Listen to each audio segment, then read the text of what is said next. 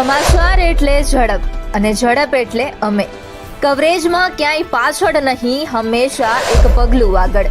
દેશ દુનિયાના સમાચાર, રાજનીતિ, સમસ્યા, વ્યાપાર, રોજગાર, તમામ સમાચારો પર રહેશે અમારી નજર.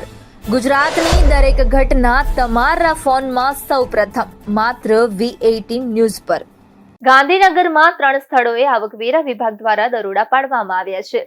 સેક્ટર 26, કિસાનનગર સહિત અન્ય 2 જગ્યાઓ પર દરોડા પાડ્યા છે. ત્યારે પ્રાથમિક માહિતી મુજબ ભારતીય નેશનલ જનતા દળ પાર્ટીના સ્થાપકના ઘરે દરોડા પાડ્યા છે.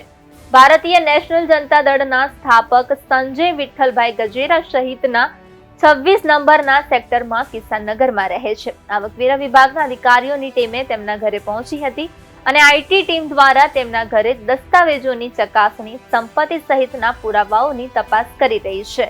આઈટી ટીમે તેમની સેક્ટર 11 મેઘમલ્હાર કોમ્પ્લેક્સ ખાતે આવેલી ઓફિસ અને ડ્રાઈવરના ગ્રીન સિટીના મકાનને પણ દરોડા પાડ્યા હતા. ત્યારે હાલમાં સંજય ગજેરાના ઘરે આઈટીની ટીમ દ્વારા દસ્તાવેજો, સ્થાવર અને જંગમ મિલકત સહિતના પુરાવાઓની સઘન ચકાસણી હાથ ધરવામાં આવી રહી છે.